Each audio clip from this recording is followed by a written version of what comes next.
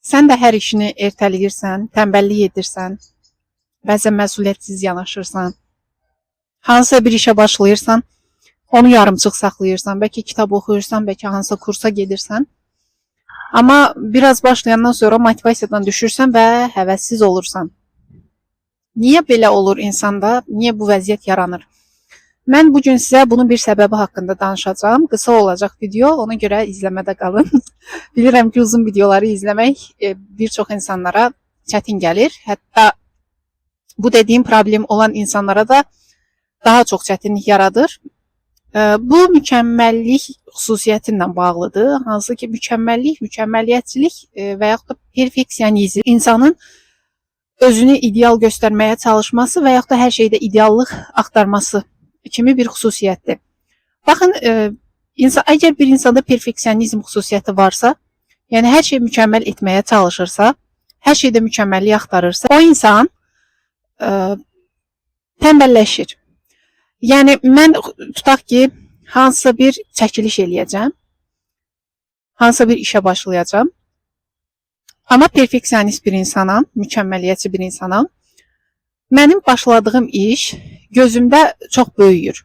Yəni, normalda mənim başlayacağım işə sərf etdiyim enerji, deyək ki, 10 bal dəyərindədirsə, perfeksionist bir insanamsa, mənim gözümdə canlandırdığım o işə sərf etdiyim enerji olur 100.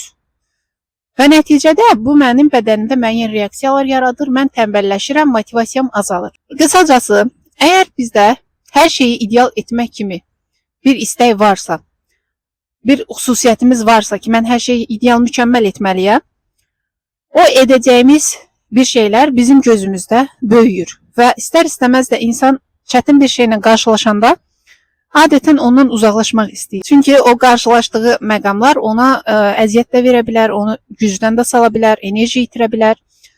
Buna görə də, əgər sizdə bu kimi xüsusiyyətlərdən əziyyət çəkirsinizsə, baxın, görün, görəcəyiniz işlərə əvvəlcədən verdiyiniz dəyər, verdiyiniz yanaşma, daha doğrusu göstərdiyiniz yanaşma tərzi necə olur?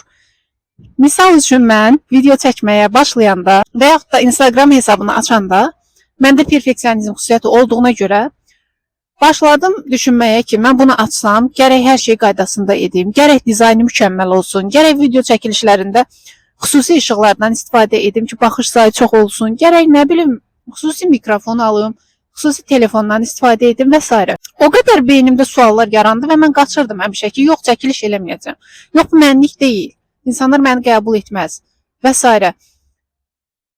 Bir müddət sonra mən başa düşdüm ki, bu mənim perfeksionizm xüsusiyyətimlə bağlıdır və başladım gözləntilərimi azaltmağa. Dedim ki, yox, mən mükəmməl olmalı deyiləm nəyisə etmək üçün.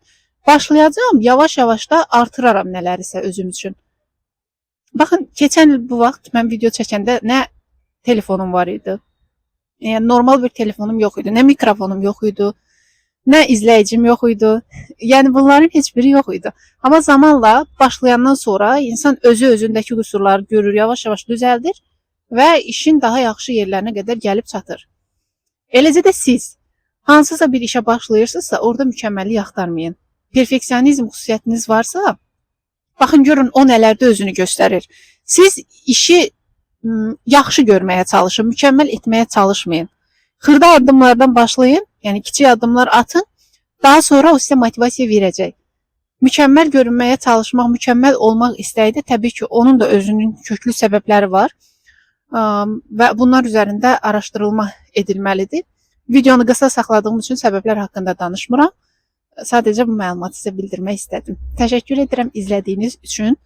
Videonun əgər uzun bir versiyasını istəyirsinizsə, hansı pozuntularda bu mükəmməllik xüsusiyyətinə rast gəlinir, nə vaxt biz bunu şəxsiyyət pozuntusunun içərisində götürməliyik, nə vaxt nevrotik pozuntunun içərisində olmalıdır, necə edə bilərik ki, tam şəkildə bunu özümüzdən uzaqlaşdıraq, dəyişə bilərik, hansı hallarda dəyişmir, bu kimi məlumatları da əldə etmək istəyirsinizsə, videonun daha uzun versiyası üçün aşağıda yazın. Kanalıma abunə olmağı unutmayın. Hələlik.